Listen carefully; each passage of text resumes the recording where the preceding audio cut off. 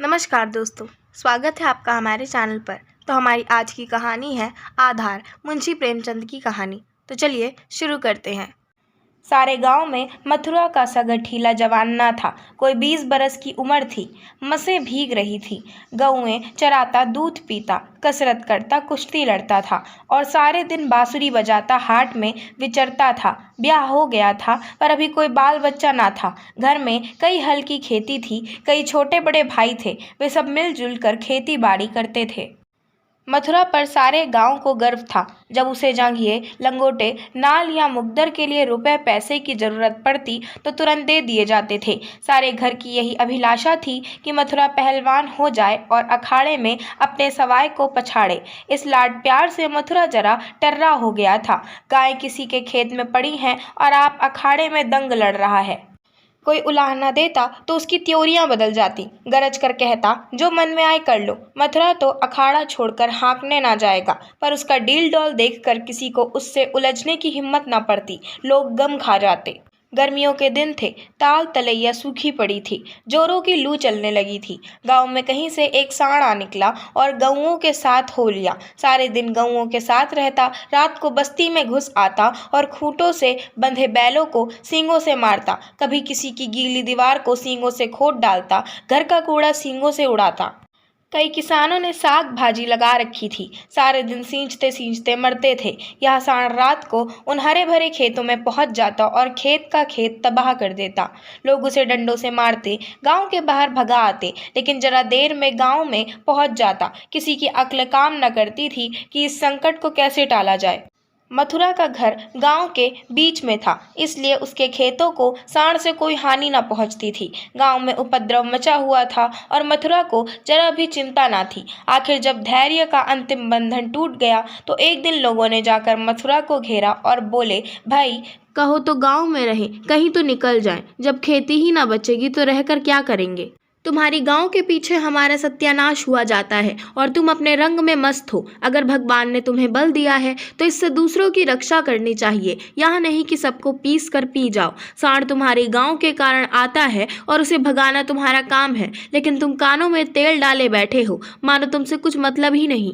मथुरा को उनकी दशा पर दया आई। बलवान मनुष्य प्रायः दयालु होता है। बोला, अच्छा जाओ, हम आज सांड को भगा देंगे। एक आदमी ने कहा, दूर तक भगाना, नहीं तो फिर लौट आएगा। मथुरा ने कंधे पर लाठी रखते हुए उत्तर दिया, अब लौट कर ना आएगा।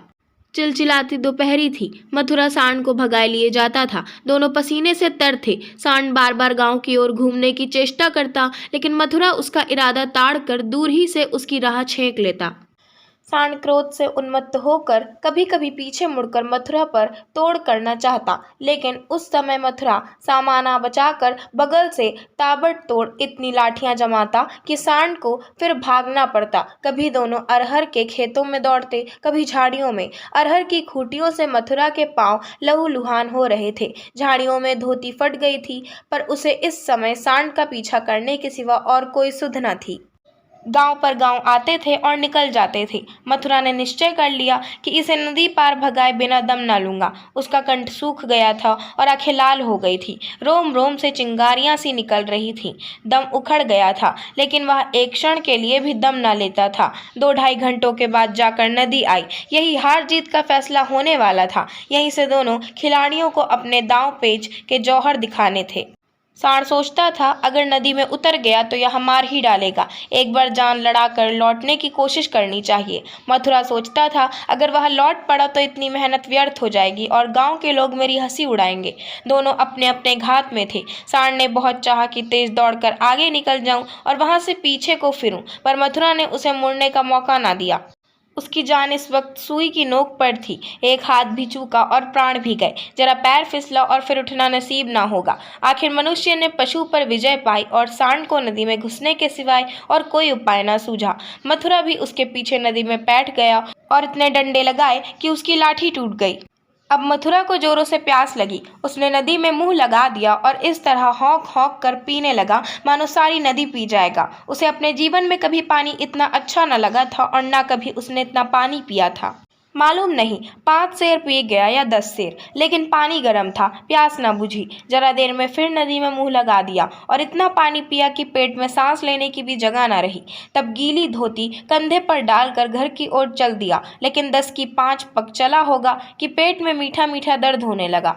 उसने सोचा दौड़कर पानी पीने से ऐसा दर्द अक्सर हो जाता है, जरा देर में दूर हो जाएगा, लेकिन दर्द बढ़ने लगा और मथुरा का आगे जाना कठिन हो गया। वह एक पेड़ के नीचे बैठ गया और दर्द से बेचैन होकर जमीन पर लौटने लगा। कभी पेट को दबाता, कभी खड़ा हो जाता, कभी बैठ जाता, पर दर्द बढ़ता ही जाता था। अंत में उसने जोर जोर से कराहना और रोना शुरू किया, पर वहाँ कौन बैठा था जो उसकी खबर लेता।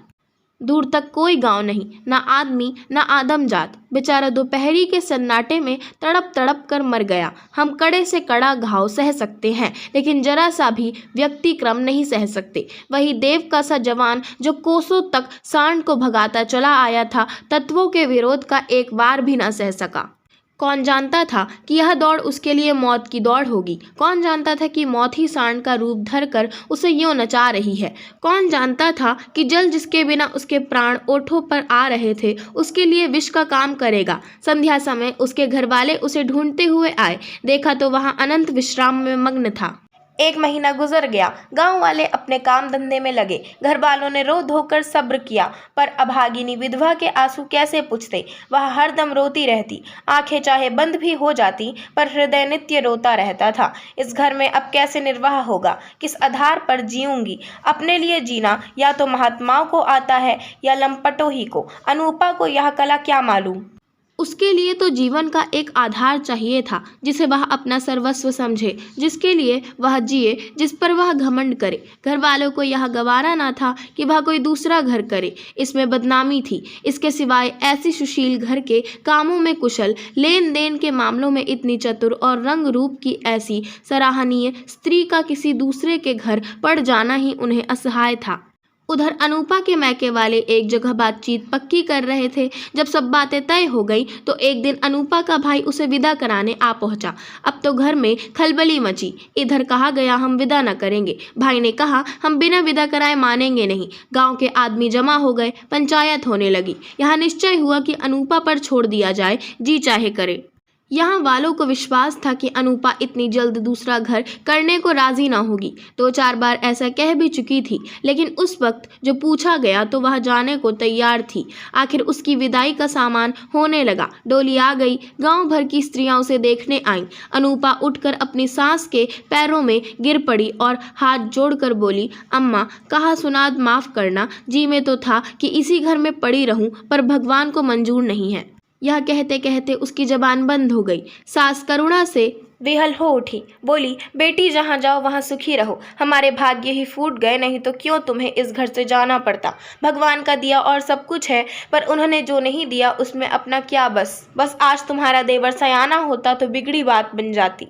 तुम्हारे मन में बैठे तो इसी को अपना समझो, पालो पोसो बड़ा हो जाए तो सगाई कर दूंगी। यह कहकर उसने अपने सबसे छोटे लड़के वासुदेव से पूछा, क्यों रे, भौजाई से शादी करेगा। वासुदेव की उम्र 5 साल से अधिक ना थी।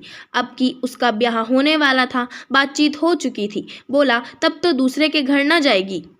माँ ने कहा, नहीं, जब तेरे साथ ब्याह हो जाएगी तो क्यों जाएगी। वासुदेव ने कहा, तब मैं करूँगा। माँ ने कहा, अच्छा, उससे पूछ, तुझसे ब्याह करेगी। वासुदेव अनूपा की गोद में जा बैठा और शर्माता हुआ बोला, हमसे ब्याह करोगी। यह कहकर वह हंसने लगा, लेकिन अनूपा की आंखें डबडबा गईं। वासुदेव को छाती से लगाते हुए बोली, अम्मा दिल से कहती हो।